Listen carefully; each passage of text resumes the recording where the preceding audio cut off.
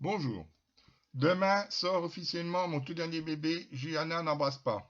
J'espère que je vais pouvoir réaliser la vidéo sans bafouement parce que c'est pas la première fois que je m'y reprends. Donc, c'est l'histoire d'une journaliste qui présente le journal télévisé le week-end, vendredi, samedi, dimanche.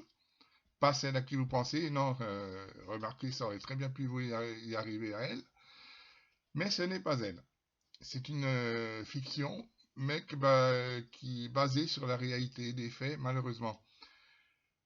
Puisque j'ai quand même fait une enquête avant d'écrire ce livre-là, et j'ai participé, à l'intérieur de ce livre sera révélé des constatations, pardon pour le bafouillement, j'ai toujours pas l'habitude.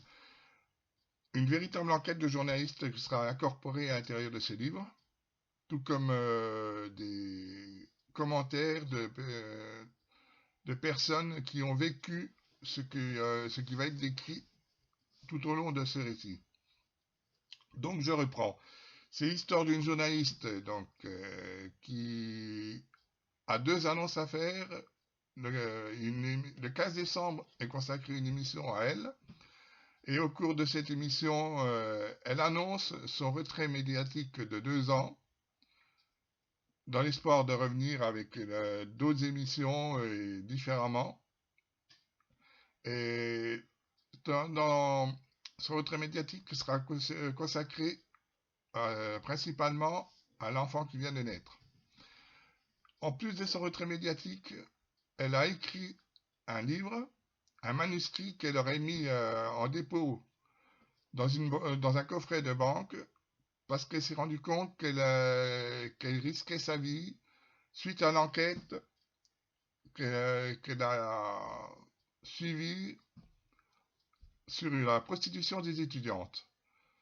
C'est un fait d'actualité encore, c'est un sujet encore réel dans l'actualité et malheureusement, moi-même j'ai fait ma propre enquête auprès des infirmières et de personnel hospitalier qui m'ont, lors de ma dernière opération que j'ai subie, encore lors de ma dernière opération que j'ai subie en août 2021, et effectivement, bon, j'ai abordé le sujet par l'humour, sachant que en leur expliquant que j'étais écrivain, que tout ça.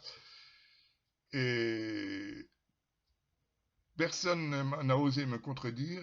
Et une spécialiste m'a même, en précisant elle-même, bon, ça la regarde, en précisant elle-même, moi j'ai jamais touché à ça, mais elle m'a avoué quand même que ces faits existaient malheureusement depuis longtemps et que rien n'a été fait pour arranger les choses. Donc cette journaliste se retrouve, après cette annonce cette annonce de manuscrit, elle précise que celui-ci sera une vraie bombe médiatique.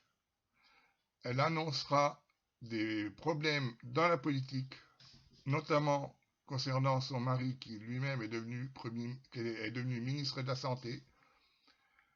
Elle annonce aussi que des malversations dans la prostitution. Et cette journaliste, on la retrouve 15 jours plus tard, assassinée chez elle. L'enquête va consister à trouver l'assassin de cette journaliste qui peut-être se retrouvera dans le manuscrit. Donc, pourquoi ce polar est différent des autres? C'est parce que le manuscrit étant le fil rouge de l'histoire, c'est-à-dire que j'ai écrit un manuscrit dans un manuscrit. Je ne sais pas si vous arrivez à me comprendre, mais là, en lisant, vous arriverez à comprendre. Et pourquoi ce livre? Donc, parce vous savez, vous connaissez maintenant mes prédictions, je traite des sujets que peu d'auteurs osent aborder. Celui-là en est un. Et il est sorti en 2016 une nouvelle loi qui est passée, qui n'est pas passée inaperçue, mais qui m'a fait bondir depuis. Bon, comme beaucoup, j'ai pas craché dans la soupe, j'ai pas renié mon passé proprement dit. J'étais jeune et beaucoup d'entre nous, dans notre jeunesse, on a fréquenté les prostituées. Bon, ça c'est une chose. Et donc cette loi-là, en 2016, sortie en France, comportait un article qui condamne les clients, ce que je trouve complètement injuste. Pourquoi condamner les clients alors que ce serait plutôt les proxénètes qui font l'abattage sexuel qui devraient, mais c'est bien sûr, c'est plus facile de s'attaquer aux clients que de s'attaquer aux autres. Donc ils condamnent les clients de ces femmes qu'officiellement tout à chacun répudie, mais qui sont, malgré ce que nous en pensons, une nécessité, une sorte de lien affectif, pour certains des assistantes sociales confidentes qui sans elles augmenteraient le risque des viols et des prostitutions violentes cachées déjà abondantes. On a vu le cas justement récemment avec le Covid. Vous avez vu le nombre de violences conjugales qui s'est produit pendant les confinements. Ça a nettement augmenté. La prostitution n'était pas surnommée le plus vieux métier du monde. Comme beaucoup d'entre nous, et probablement d'entre vous, j'ai connu dans ma tendre jeunesse l'amour des tarifiés, comme je vous l'ai dit, et je le revendique. Elles furent un tremplin à ma vie sexuelle, une façon d'aborder ce monde dans des meilleures conditions. Timide à cette époque, je serai toujours reconnaissant à cette femme qui a su cette nuit-là, dans un studio chauffé par un poêle à bois, oui c'est vieux quand même, c'est dans les années, j'étais tout jeune. Je vous dis pas mon âge maintenant, mais vous le connaissez. Donc, un studio chauffé par un poêle à bois, me comprendre et me démontrer en douceur que j'étais quelqu'un, en quelque sorte devenu par ses soins un homme. Ce livre n'est pas un plaidoyer pour ou contre la prostitution, mais comme vous savez maintenant, je me porte souvent l'avocat du diable pour décrire des situations que la société nous contraint à vivre.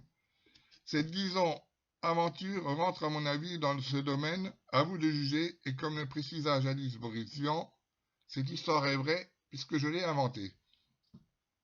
Comprenez ce que vous voulez comprendre. En aucun cas, ce récit ne peut se prétendre représenter à 100% ces travailleuses du sexe. Je n'avais jamais eu cette prétention-là non plus. Même si certaines s'y reconnaîtront, et de par leur vécu, et d'autres pensant au contraire que je minimise la réalité. Ma récente opération, en août 2021, a occasionné un séjour à l'hôpital, durant lequel j'ai pu côtoyer des jeunes infirmières et internes. Abordant avec elles par humour le sujet traité dans ce livre, à maintes discussions, aucune d'entre elles n'a osé contredire cette effroyable vérité. Ce que je vous ai dit tout à l'heure. Ce qui prouve hélas que la société ne change pas et que ce phénomène est loin de s'effacer pour un monde meilleur.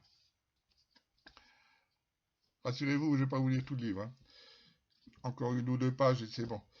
Elles sont plus que des femmes, des maîtresses, des confidentes et pour certains hommes en peine d'affection, une sorte d'assistante sociale. Il leur est malgré tout interdit d'aimer et d'embrasser la vie comme tout à chacun. Elles sont avant tout femmes parmi tant d'autres, qui au cours de leur existence durent pour survivre adopter un mode de vie différent de celui qu'elles s'étaient fixé. En général, c'est vrai qu'elles ne font pas ça par plaisir. Il y a toujours une raison, soit un manque d'argent, soit embarqué par des proxénètes, et là c'est tout à fait autre chose. J'en parle d'ailleurs dans ce livre, j'aborde les deux sortes. Pardon. Constatant le pouvoir du corps féminin, elles ont dérivé sur des vies différentes de la moralité, sans nul doute immorales pour certains, mais incontournables pour leur survie. Le porno a tellement brûlé des têtes à certains et certaines qui pensent qu'un pénis doit mesurer 25 cm alors que la moyenne mondiale est d'environ 13,5. Pardon. Je ne vais pas recommencer, c'est au moins la 10e fois que je recommence. Alors tant pis, il se passe ce qui se passe. Ils pensent que l'on peut éjaculer, excusez-moi, il y a des termes qui ne sont pas pour les enfants, pour les petits-enfants, mais enfin c'est le sujet qui est traité, qui qui veut parler. Mais même si ce livre-là n'est pas pour adultes, hein. Au contraire, il est pour les adolescents, pour leur indiquer ce qui peut intervenir dans la vie. C'est en quelque sorte, bon, il comporte aussi à l'intérieur, enfin, aux 2 tiers, vous trouverez des enquêtes réelles de journalistes qui ont existé, et aussi des témoignages de parents de prostituées, des témoignages de prostituées elles-mêmes, qui racontent comment elles sont arrivées là et pourquoi elles sont arrivées là et qu'elles essaient de s'en sortir, comment elles essaient de s'en sortir. Certains, c'est arrivé à un homme, un violeur il pense que l'on peut éjaculer 8 à 10 fois d'affilée. Tous les jours, ce serait pour l'homme la mort assurée. Ça, c'est vrai. C'est arrivé justement à un homme, un violeur de 2 femmes, la mère et la fille, qui par vengeance se sont entendus pour, une fois attachés, lui fournir le plus d'éjaculation possible, ce qui fut un plaisir au début, se transforma jusqu'à ce qu'il en meure. Certains pensent que le coït peut durer 4 heures alors que la normale est de 7 à 13 minutes, le reste n'étant que pure spéculation. Ils pensent qu'entrer plus grand est mieux, quand 5 cm suffirait pour stimuler les fameux points G, si vous savez ce que c'est. Qu'un pénis doit être droit et non courbé quand seulement 5% d'entre eux le sont. Ils la veulent grande quand le vagin n'a de sensibilité que dans les premiers 5 à 7 cm. De plus, tout le monde n'a pas le vagin fermé comme dans les films porno. Peu de femmes libèrent un litre comme dans ces fausses démonstrations de sexe qui tentent de populariser la femme fontaine. Dire qu'une enfant de 13 ans puisse être consentante à faire l'amour, oui, il est passé une loi pendant le début des confinements qui est devenue aussi horrible que les autres. Donc je reprends cette loi-là. Dire qu'une enfant de 13 ans puisse être consentante à faire l'amour avec un adulte est abominable, alors qu'à sa majorité dite sexuelle, elle ne réalise pas encore ce que le véritable amour passionnel et charnel. S'il vous plaît, vous, hommes et femmes de bonnes intelligences, enlevez ces idées de vos esprits et profitez de la réalité. Donc, encore 2 pages. Non, il y a trop long. La prostitution, donc, est née dans des temps lointains. Si j'ai encore quelque chose d'assez important à vous dire, c'est que en rapport toujours avec la prostitution, le reste vous le découvrirez plus tard, mais je vais pas me faire que des amis. D'ailleurs, je me suis déjà fait des ennemis, enfin un ennemi quand j'ai sorti de la maison de la honte. Sinon, tout le reste, tous les autres lecteurs sont des amis. Ils m'apprécient, c'est gentil et je vous en remercie. La burqa, puisque c'est un phénomène de société, la burqa que vous connaissez et qui fit un temps couler beaucoup d'encre, qui en fait couler encore, puisque ça revient, viendrait en fait du culte d'Astarté, oui, j'y arrive, dans la Mésopotamie antique. Astarté, considérée comme la déesse de la lune, était souvent présentée en tant que l'épouse de Baal, le dieu du soleil.